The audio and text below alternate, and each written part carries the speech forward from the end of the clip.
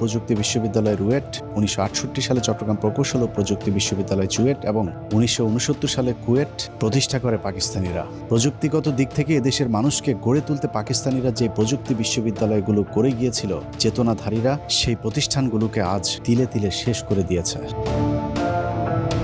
পাকিস্তানের সামরিক কর্মকর্তা এবং সাবেক প্রেসিডেন্ট আইয়ুব খানের 11 বছরের শাসনকাল ছিল বাংলাদেশের স্বর্ণযুগ। তৎকালীন পূর্ব পাকিস্তানে উন্নয়নের এক পসরা সাজিয়ে বসেছিল পাকিস্তান সরকার। ঢাকা শহরে Notre Dame college, residential college, Viqarunnisa Noon school and college সহ শীর্ষ 21টি কলেজ প্রতিষ্ঠা ছাড়াও ময়মনসিংহের Ananda Mohan college, Rangpur Carmichael college, Pabna Edward college, বরিশালের বিএম কলেজ, কারিগরি ও বিশেষায়িত কলেজ সহ অসংখ্য মানসম্পন্ন শিক্ষা প্রতিষ্ঠান প্রতিষ্ঠা করেছিল আইয়ুব খানের সরকার। যে সমমানের কলেজ 55 বছরে নতুন করে একটিও করতে পারেনি কথিত স্বাধীন দেশের সরকার প্রধানেরা। কারিগরি শিক্ষার মান উন্নয়নে তৎকালীন পাকিস্তান সরকার 1955 সালে ঢাকা পলিটেকনিক ইনস্টিটিউট, 1962 সালে চট্টগ্রাম পলিটেকনিক সহ মোট 17টি পলিটেকনিক ইনস্টিটিউট প্রতিষ্ঠা করেছিল। পাকিস্তান সরকারের দেখানো পথ ধরে পরবর্তীতে বাংলাদেশ সরকার 55 বছরে 32টি পলিটেকনিক ইনস্টিটিউট প্রতিষ্ঠা করে, কিন্তু এগুলো পাকিস্তানের প্রতিষ্ঠিত পলিটেকনিকগুলোর মানের ধারে কাছেও যেতে পারেনি। এছাড়া teachers training college, college of home economics, শারীরিক শিক্ষা কলেজ, সার্ভে ইনস্টিটিউট সহ কারিগরি শিক্ষার সবগুলো শিক্ষা প্রতিষ্ঠানই 60-এর দশকে আইয়ুব খানের শাসন আমলে প্রতিষ্ঠিত।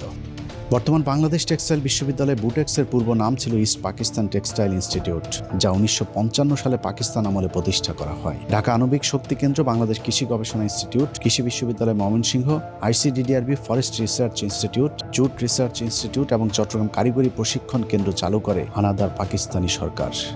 ব্রিটিশদের 200 বছরের শাসন আমলে বাংলাদেশে শুধুমাত্র একটি মেডিকেল কলেজ প্রতিষ্ঠিত করেছিল ব্রিটিশ সরকার, যেটি বর্তমান ঢাকা মেডিকেল কলেজ হাসপাতাল। যদিও সে সময় এর কার্যক্রম ছিল অত্যন্ত সীমিত। পাকিস্তানের 23 বছরে পূর্ব পাকিস্তানের নাগরিকদের জন্য চিকিৎসা সেবায় ব্যাপক কর্মসূচি হাতে নিয়েছিল পাকিস্তান সরকার। যাদের অক্লান্ত পরিশ্রমে ঢাকা মেডিকেলের বর্তমান আধুনিক রূপ দেওয়া হয়, তাদের মধ্যে বেশিরভাগই পাকিস্তানি চিকিৎসাবিদ। এসব চিকিৎসকদের মধ্যে উল্লেখযোগ্য ফরেন্সিক মেডিসিনে doctor M Hossain, neurologist Muzaffar Khan, pharmacology বিভাগের প্রফেসর আলতাফ আহমেদ, প্যাথোলজি বিভাগে প্রফেসর আনোয়ার আলী এবং ডাক্তার কাজী আব্দুল খালেক, স্ত্রীরোগ ও প্রসূতিবিদ্যায় প্রফেসর হাবিবউদ্দিন আহমেদ ও প্রফেসর হুমায়া সাইদ, মেডিসিন বিভাগে অধ্যাপক নোয়াব আলী ও প্রফেসর মোহাম্মদ ইব্রাহিম, সার্জারি বিভাগে লেফটেন্যান্ট কর্নেল গিয়াসউদ্দিন এবং প্রফেসর আমির উদ্দিন প্রমুখ, যাদের সকলেই পাকিস্তানি চিকিৎসক ছিলেন।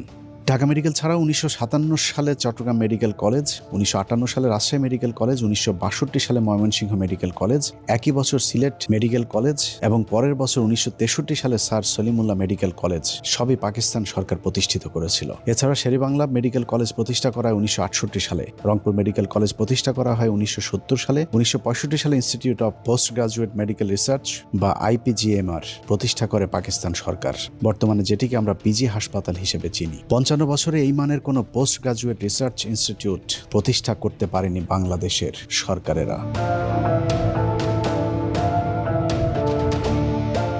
কম্বাইন্ড মিলিটারি হসপিটাল বা CMH হাসপাতালের পূর্ব নাম ছিল পাকিস্তানের প্রেসিডেন্ট ইস্কান্দার মির্জা হাসপাতাল নামে। একইভাবে চট্টগ্রাম, বগুড়া, যশোর, কুমিল্লা, সিলেট, সাভার, ঘাটাইল, চট্টগ্রাম সহ সবখানেই নাম পরিবর্তন করে CMH রাখা হয়েছে, কিন্তু এর আসল কারিগর ছিল পাকিস্তান সরকার। অনেকে বলে থাকে সশস্ত্র বাহিনীর চাকরির ক্ষেত্রে পাকিস্তানকে বঞ্চিত করা হতো, কিন্তু বাস্তবতা হলো সুঠাম দেহের অধিকারী পাকিস্তানিদের জন্য ব্রিটিশ এবং জার্মানির আদলে অনেক আগে থেকে ক্যাডেট কলেজ প্রতিষ্ঠা করা হয়েছিল পশ্চিম পাকিস্তানে, কিন্তু পূর্ব পাকিস্তানে 1947 সালের আগ পর্যন্ত কোনো ক্যাডেট কলেজে ছিল না। পশ্চিম পাকিস্তানের সরকার সেই বৈষম্য দূর করতে 1958 সালে ফৌজদারহাট ক্যাডেট কলেজ, 1963 সালে ঝিনাইদহ ক্যাডেট কলেজ এবং মির্জাপুর ক্যাডেট কলেজ, সবশেষ 1965 সালে রাজশাহী ক্যাডেট কলেজ প্রতিষ্ঠা করেছিল পাকিস্তান সরকার, যাতে পূর্ব পাকিস্তানের নাগরিকেরাও সশস্ত্র বাহিনীতে যোগদানের জন্য দক্ষ হয়ে উঠতে পারে। এখনও পাকিস্তান সরকারের তৈরি করে দিয়ে যাওয়া সেই ক্যাডেট কলেজগুলোই বাংলাদেশ সেনাবাহিনীকে টিকিয়ে রেখেছে। এছাড়া দক্ষ নৌবাহিনী গড়ে তোলার লক্ষ্যে 1962 সালে প্রতিষ্ঠা করা হয় দ্য মার্কেন্টাইল মেরিন একাডেমি, বর্তমানে যার নাম বাংলাদেশ মেরিন একাডেমি। সেটি এখন পর্যন্ত দেশের নৌবাহিনীর প্রধান শক্তির উৎস। বাংলাদেশকে একটি আধুনিক ও শিল্পোন্নত পরিকল্পিত দেশ হিসেবে গড়ে তুলতে পাকিস্তান সরকার যা যা করা প্রয়োজন সবই শুরু করেছিল। ঢাকা শহরের গুলশান, বনানী, ধানমন্ডির মতো পরিকল্পিত আবাসিক এলাকাগুলো পাকিস্তান সরকারের পরিকল্পনায় করা। সম্প্রতি পূর্বাচল ও বসুন্ধরা আবাসিক এলাকা ছাড়া 71-এর পর এদেশের সরকার কোনো পরিকল্পিত আবাসন গড়ে তুলতে পারেনি। অবকাঠামোগত দিক থেকে বাংলাদেশের স্বর্ণযুগ ছিল পাকিস্তান আমল। ঢাকা চট্টগ্রাম, ঢাকা রাজশাহী, ঢাকা সিলেট, ঢাকা খুলনা সহ দেশের প্রায় সবকটি মহাসড়ক পাকিস্তান আমলে নির্মাণ করা হয়েছিল। এছাড়াও দেশের গুরুত্বপূর্ণ প্রায় সকল অবকাঠামোগুলো পাকিস্তান সরকারের করা। যেমন 1968 সালে চালু করা হয় কমলাপুর স্টেশন, যা তৎকালীন পৃথিবীর অন্যতম নির্মাণ শৈলীর একটি। শাসন ব্যবস্থায় সমতার লক্ষ্যে পাকিস্তান সরকার 1961 সালে জাতীয় সংসদ ভবনের নির্মাণ শুরু করে, যা এখনও আধুনিক স্থাপত্য হিসেবে বিবেচিত হয়। এছাড়া বায়তুল মোকাররম, ইসলামিক একাডেমি বা বর্তমান ইসলামিক ফাউন্ডেশন, মিরপুর চিড়িয়াখানা, কুর্মিটোলা বিমানবন্দর, বাংলা একাডেমি, রামপুরা টেলিভিশন ভবন, ঢাকা স্টেডিয়াম, ঢাকা জাদুঘর, হোটেল ইন্টারকন্টিনেন্টাল সহ বেশিরভাগ প্রতিষ্ঠানগুলো পাকিস্তান সরকারের হাত ধরে প্রতিষ্ঠিত।